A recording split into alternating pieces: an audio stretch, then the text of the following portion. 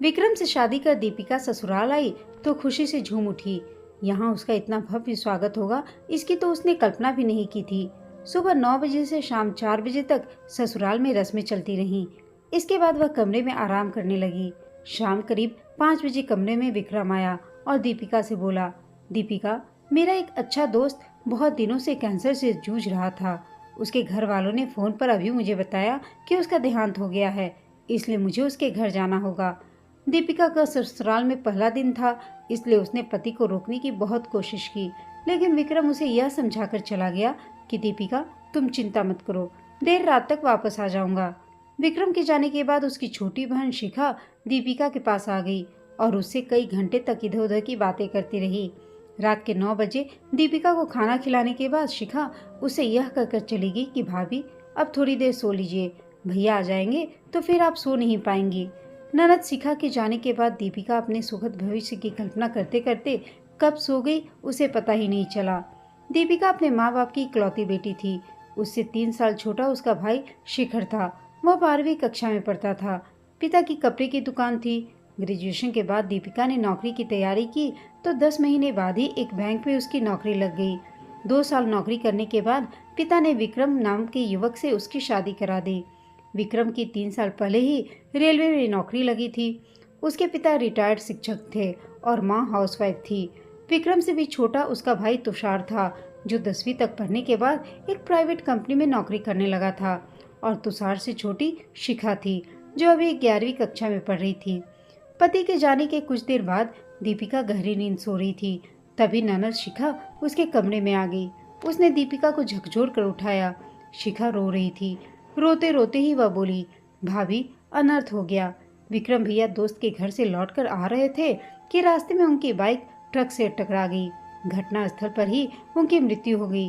पापा को थोड़ी देर पहले ही पुलिस से सूचना मिली है। यह खबर सुनते ही दीपिका के तो होश उड़ गए। उस समय रात के 2 बज रहे थे। क्या से क्या हो गया था।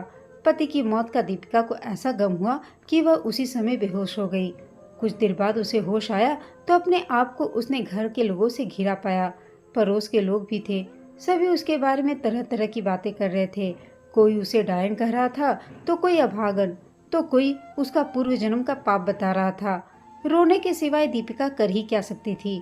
कुछ घंटे पहले तो वह सुहागिन थी और कुछ देर में ही विधवा हो गई। खबर पाकर दीपिका के पिता भी वहां पहुंच गए थे। अगले दिन पोस्टमार्टम के बाद पुलिस ने विक्रम का शव घर वालों को सौंप दिया। 13वीं के बाद दीपिका मायके जाने की तैयार कर रही थी कि अचानक सिर चकराया और वह फर्श पर गिरकर बेहोश हो गई। ससुराल वालों ने उठाकर उसे बिस्तर पर लिटाया।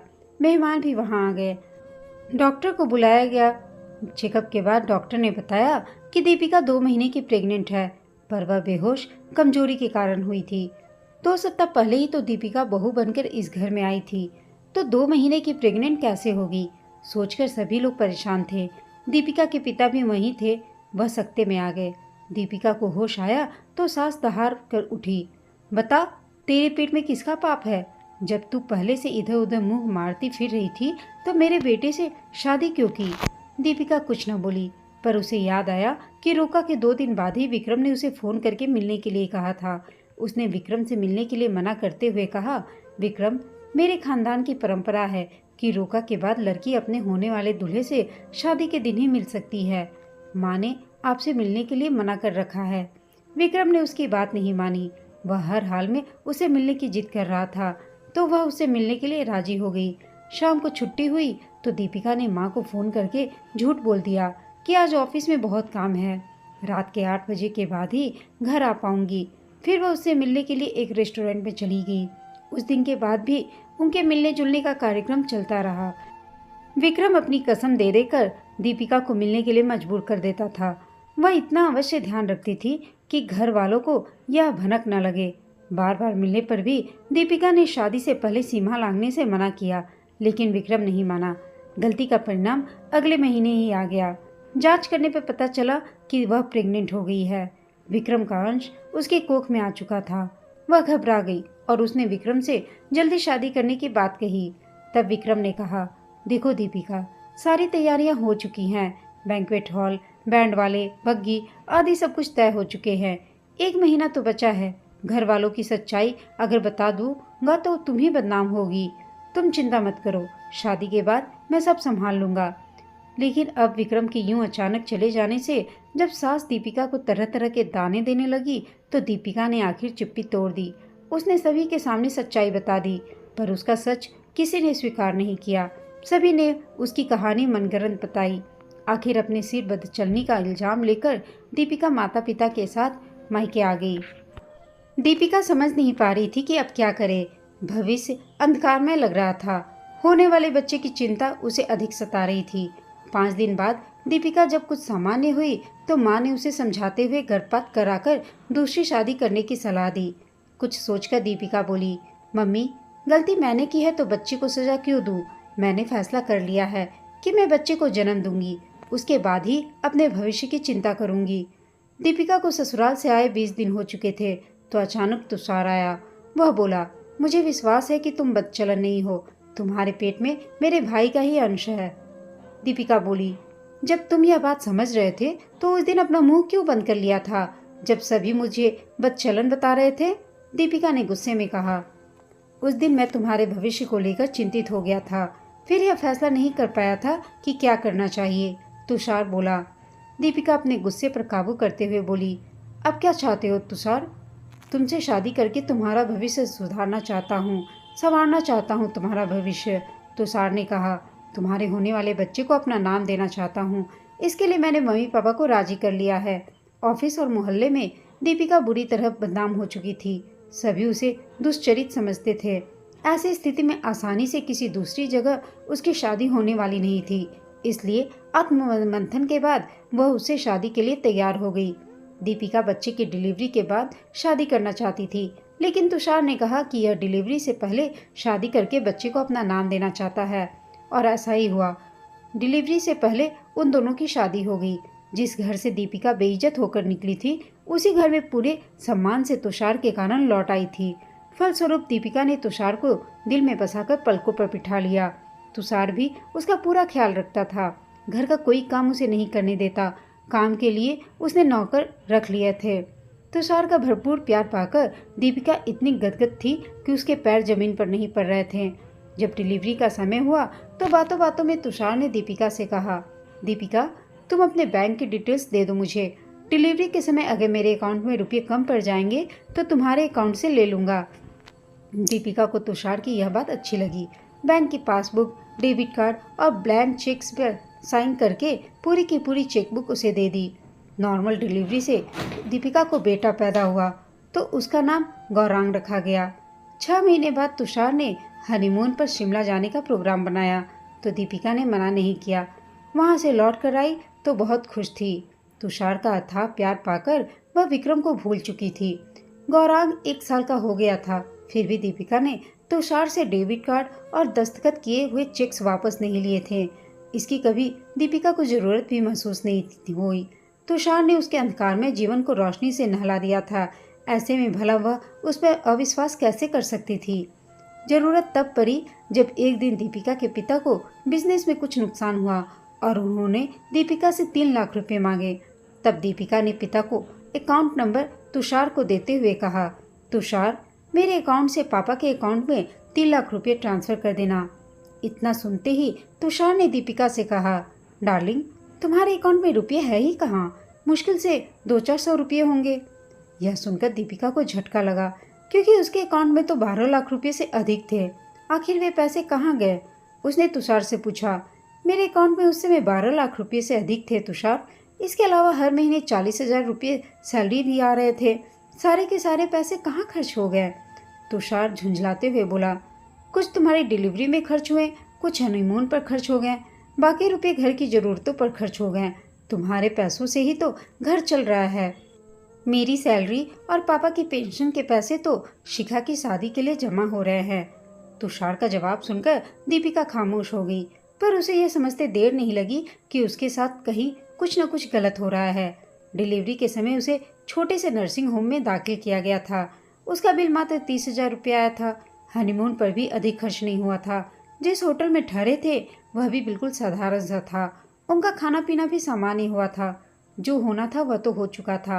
उस पर बहस करती तो रिश्ते में खटास आ जाती। लिहाजा उसने भविष्य में सावधान रहने की ठान ली, क्योंकि तुषार ने दीपिका के अकाउंट्स में जो फ़ोन नंबर दिए थे वो उससे भी चेंज कर लिया था। इससे दीपिका को कुछ भनक भी नहीं लगी। तुषार से अपनी बैंक पासबुक, चेकबुक और डेबिट कार्ड लेकर दीपिका ने कह दिया कि वह घर खर्च के लिए महीने में सिर्फ 10,000 रुपये देगी। सैलरी के बाकी पैसे गौरांग के भविष्य के लिए जमा करेगी और शिखा की शादी में भी 2 लाख रुपये दे देगी। दीपिका के निर्णय से तुषार को दुख हुआ, लेकिन वह उस समय कुछ बोला नहीं। अगले दिन ही दीपिका ने बैंक से ओवरड्राफ्ट के जरिए पैसे लेकर अपने पिता को दे दिए, पर उन्हें यह नहीं बताया कि तुषार ने उसके सारे रुपये खर्च कर दिए हैं। कुछ दिनों तक सब कुछ सामान्य रहा। उसके बाद अचानक तुषार ने उससे कहा, दीपिका, मैंने अपनी नौकरी छोड़ दी। क्यों? दीपिका ने पूछा। मैं बिजनेस करना चाहता हूँ, इसके लिए तैयारी कर ली है, पर तुम्हारी मदद के बिना नहीं कर सकता। तुम्हारी मदद तो मैं हर तरह से करूँगी तुषार, बताओ मुझे क्या करना होगा? दीपिका ने पूछा। तुम्हें अपने नाम से 50 लाख रुपए का लोन बैंक से लेना है। उसी रुपये से मैं बिजनेस करूँगा। मेरा कुछ इस तरह का बिजनेस होगा कि लोन 5 साल में चुकता हो जाएगा। इतने रुपए का लोन मुझे नहीं मिलेगा तुषार, अभी नौकरी लगे 5 साल ही तो हुए हैं। मैंने पता कर लिया है दीपिका, होम लोन मिल जाएगा। होम लोन लोगे तो बिजनेस कैसे करोगे तुषार? इस लोन में फ्लैट या कोई मकान लेना ही होगा, दीपिका ने बताया। दीपिका, इसकी चिंता तुम मत करो, मैंने सारी व्यवस्था कर ली है। तुम्हें सिर्फ होम लोन के पेपर्स पर दस्तखत कर बैंक में जमा करने हैं। मैं कुछ समझी नहीं तुषार, तुम क्या कहना चाह रहे हो? ठीक से बताओ मुझे। तुषार ने अपनी योजना दीपिका को बताई तो वह सकते में आ गई। दरअसल तुषार ब्रोकर के माध्यम से फर्जी कागजात पर होम लोन लेना चाहता था। इसमें उसे 3 महीने बाद पूरे रुपये कैश में मिल जाता। बाद में ब्रोकर अपना कमीशन ले लेता।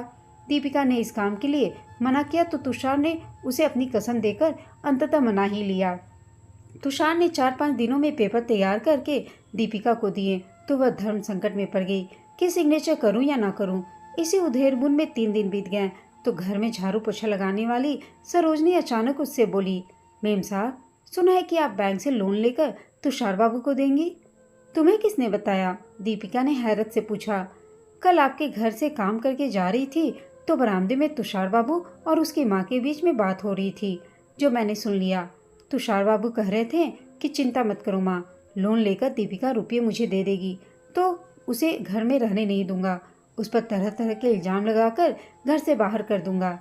सरोजनी चुप हो गई तो दीपिका को लगा उसके दिल की धड़कन बंद हो जाएगी, पर जल्द ही उसने अपने आप को संभाल लिया।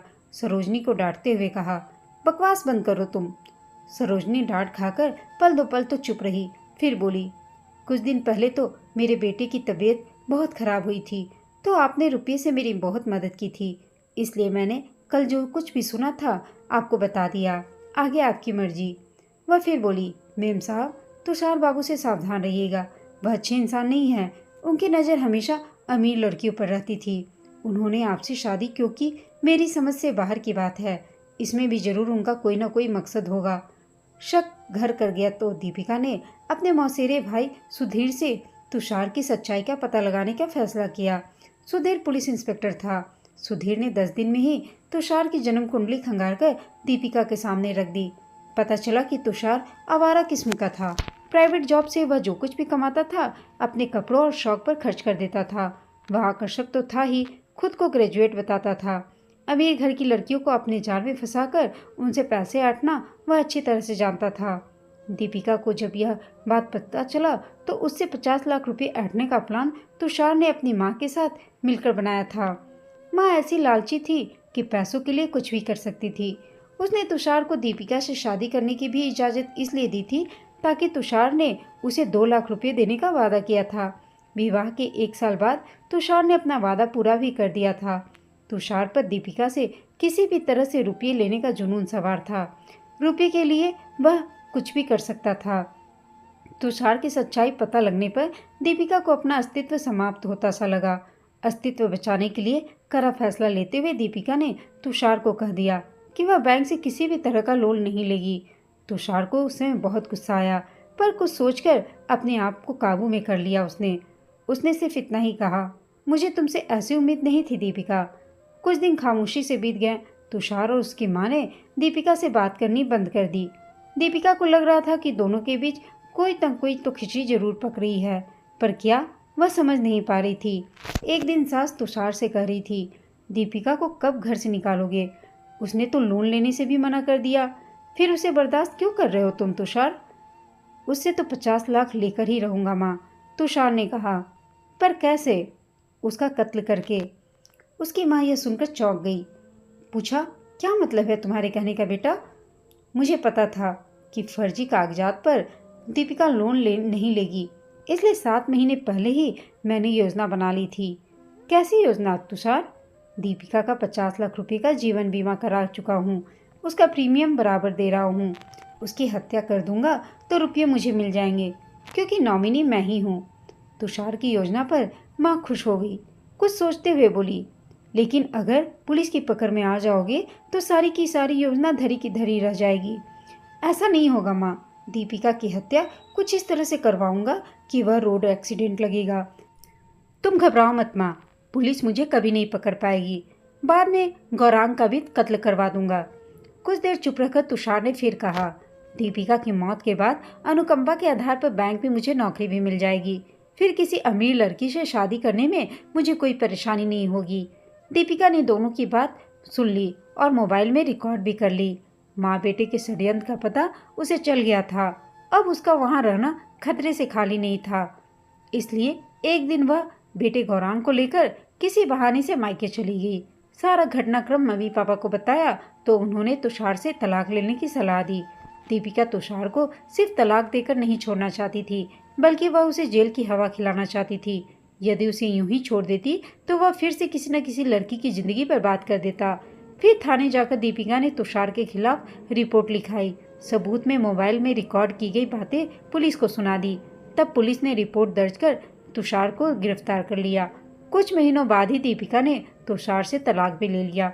इसके बाद पापा ने दीपिका पर फिर से शादी करने का सुझाव दिया। शादी के नाम पर कोई ठप्पा अब दीपिका नहीं लगाना चाहती थी। पापा को समझाते हुए बोली, पापा मुझे किस्मत से जो मिलना था मिल चुका है। फिलहाल जिंदगी से बहुत खुश हूँ मैं, फिर शादी क्यों करूँ? आप ही बताइए पापा कि इंसान को जीने के लिए क्या चाहिए? खुशी और संतुष्टि, यही ना?